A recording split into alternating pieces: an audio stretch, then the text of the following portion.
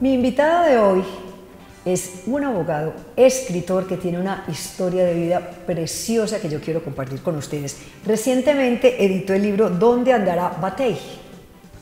Él es Gilberto González. Gilberto, ¿cómo estás? Muy bien. Voy a tutearte, ¿cierto? Perfecto, sí. Muy bien. Gilberto acaba de escribir este libro. Es un libro de cuentos, los cuales leí algunos, que son maravillosos, muy bien documentados y de un corte social que me impresionó muchísimo, porque tienen historias muy dramáticas, dolorosas, que reflejan mucho la situación de nuestro país. Ajá. Entonces hay que devolvernos en el espacio porque un abogado tiene tanto conocimiento, digamos, de esa situación, porque él fue director de recursos humanos en las empresas públicas de Medellín y luego en el metro. Pero se retiró hace muchos años.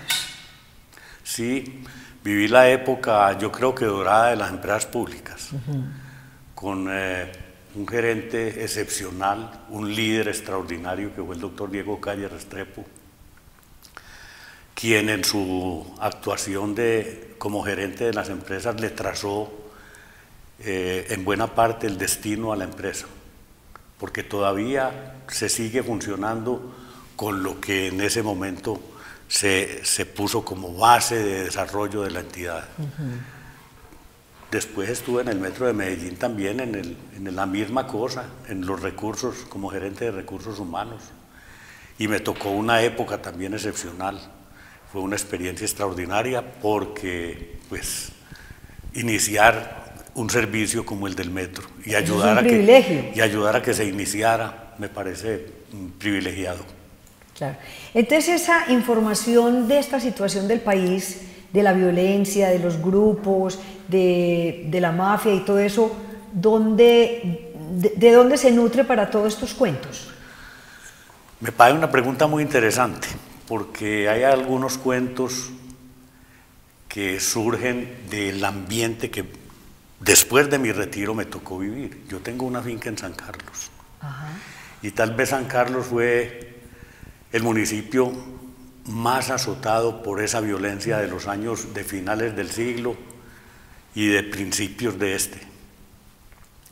Allá se vivió todo lo que uno quiera, se vivieron todos los excesos de violencia habidos y por haber, y algunos de esos cuentos están inspirados en eso, por ejemplo La Huida. La Huida, que es muy bonito, pero sí, con un final sorpresivo, además muy doloroso. Sí.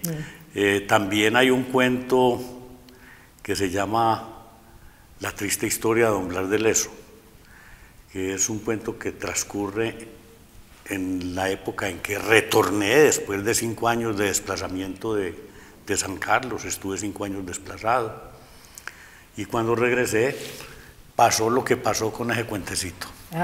No, pero nos puede contar, ¿qué pasó? Por la casa, cuando estábamos nosotros recuperando la finca, estaba yo con un trabajador recuperando la finca, pues algún día pasa una tropilla de titíes, de monos, ¿cierto? Ellos cruzan, se comen las frutas que hay en el huerto, y salen y se van, siguen, ellos son pasajeros. A los 2 o 3 días encuentro yo que se quedó uno de ellos, ahí cerca de la casa, aprovechando el cebadero de los pájaros y alimentándose de eso, y en fin. Y me pareció muy extraño, porque ellos son muy sociales y andan siempre en manadas. Y resulta que este estaba solo. Me puse a observarlo y encontré que le faltaba una manito, parte de un pie y parte de la cola, y luego observé que también era tuertico, tenía una nube en un ojo. Se quedó allá. Yo dije, ¿se quedó por qué? Simplemente porque es más fácil estar solo con esas limitaciones que con la competencia de su manada. Ya se quedó y estuvo 7 u 8 meses conviviendo en cierto modo con nosotros. Qué lindo. Sí, hasta que la naturaleza, la ley de la selva no le perdonó, y un día encontré que un águila se lo había llevado, ¿cierto? Entonces pero todos los finales son dolorosos. esa segunda oportunidad, no todos son dolorosos. No, porque todos los finales son tristísimos. No todos son dolorosos, pero en mis cuentos sí hay varios muertos. Sí hay varios. Sí, Muy bien. ¿Qué hace un abogado que estuvo en estos cargos públicos de escritor? O sea, esa vena es desde siempre, desde jovencito. Sí, Liliana. En mi casa, mi papá fue cuentista y publicó en el año 39 del siglo pasado un libro de cuentos, y uno de ellos fue muy antologado, El último arriero. Está en antologías del cuento colombiano, en la de Pachón Padilla, en la del Festival del Libro Colombiano, también en festivales del libro antioqueño, en una antología que hizo Mario Escobar. En fin. ¿Papá escritor? Mi papá era escritor y mi papá fue jefe de redacción del Colombiano en los años 30. Ajá. En esa década estuvo trabajando en el Colombiano con el doctor Fernando Gómez Martínez, con don Julio Hernández, con los fundadores, pues. Con Abel García Valencia, con Ruayata, con Gilberto Alzate Avendaño. A ese le debo yo mi nombre. Bueno, entonces sí había en la casa, además mi tío Ernesto, el Bate González, fue muy conocido aquí en el medio en esos años 30 y 40 y 50. De manera que había mucho en la casa también de qué nutrirme, porque mi papá tenía su bibliotequita sabrosa. Y de ahí nace esa vena. Sí. ¿Y la decisión de ser abogado? La decisión de ser abogado nace porque en esa época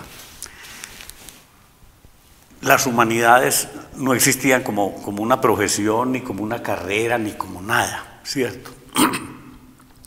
Entonces lo más parecido era el derecho. Y me gradué de abogado en la Universidad de Antioquia. Esto hace ya muchos años, pero fue lo que menos ejercí en mi vida. Pero bueno, el derecho da unas bases muy importantes para cualquier cosa. Desde luego, exige una cultura y también la da, ¿cierto? Y una capacidad de reflexión, de análisis, de contemplar, digamos, como la circunstancia social. Claro, el ser humano y su conducta y todo aquello tiene que ver mucho con la conducta humana, ¿cierto? Entonces eso le da una perspectiva interesante para narrar, para contar. He sido muy aficionado a eso, a hablar, a conversar, a la anécdota, a la historia, al cuento, y siempre tuve amigos que tuvieron siempre más años que yo.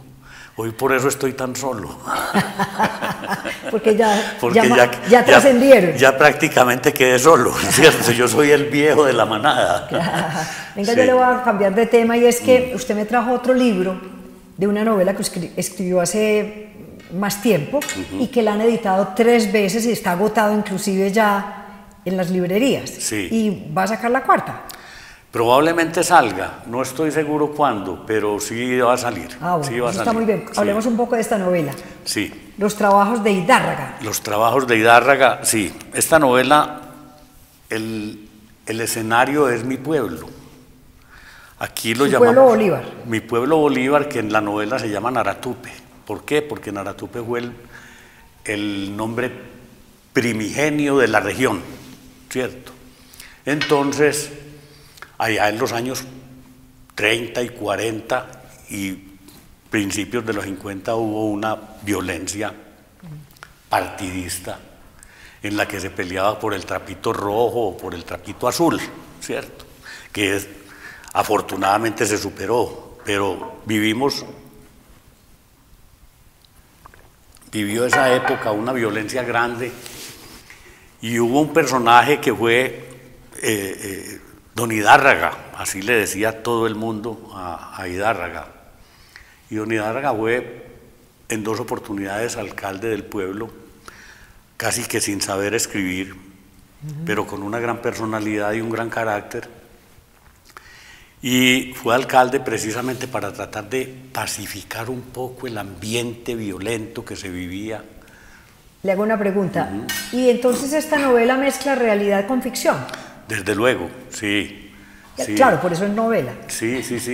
Sí, yo creo que cualquier cuento, cualquier narración, las novelas, todas tienen en buena parte imaginación. Un contenido real, pero también, y leerlo tal vez lo más importante, también imaginación. Claro. Porque si no sería un trabajo periodístico, ¿no?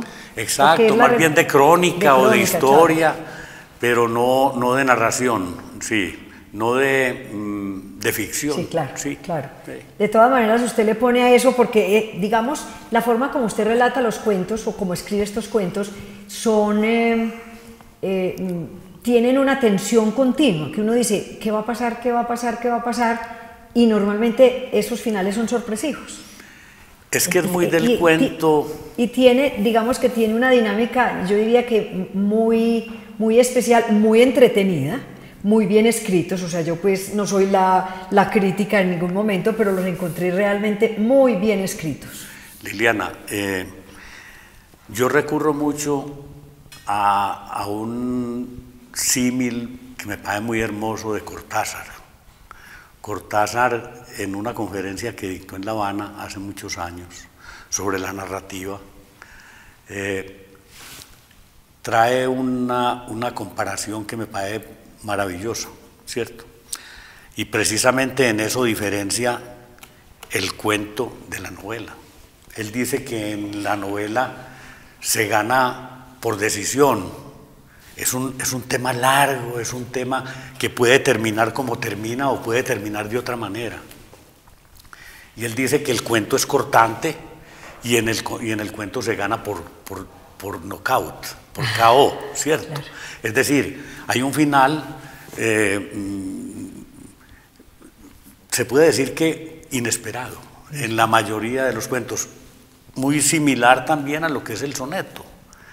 El maestro Valencia, en un poema muy largo que tiene, que como casi todos los de él, que se llaman Las cigüeñas blancas, habla, quiero un soneto de ancha cabeza y resonante cola. Esa cola son los tercetos del soneto y el final del soneto, que casi siempre tiene un remate, ¿cierto? ¿Dónde conseguimos sus libros? Están en la Librería Nacional, están también en otra parte, en la librería de otra parte, que fue donde se lanzó el libro. ¿Y algún teléfono especial que podamos dar, o alguna dirección, un correo electrónico? Sí, el correo electrónico mío, porque yo no soy muy de redes sociales. Muy de redes sociales, sí. gilbertogonzalez1@gmail.com. Ok, aquí lo vamos a poner por si alguien está interesado en conocerlo. Bueno, Gilberto, se nos acabó el tiempo. Muy amable. Yo sé que el tiempo con ustedes es inexorable. No, pero usted es un muy buen conversador, o sea, quisiera hacerlo más largo. Ajá. Muchísimas gracias por haber venido, gracias por el libro, gracias por entregarnos esta belleza de cuentos. Ajá, y le quiero dejar la novela también. Ah, bueno, sí. Listo. Esto así, después les cuento cómo me parece. Muchas gracias. Si les gusta este tema, si les gusta mi entrevistado, le van a dar like, lo van a compartir con los amigos y, como siempre, vuelvo e insisto, se van a suscribir a nuestro canal de YouTube de bocaenboca.co. Gilberto, de nuevo, mil y mil gracias. Felicitaciones. Muy amable. Muchas gracias.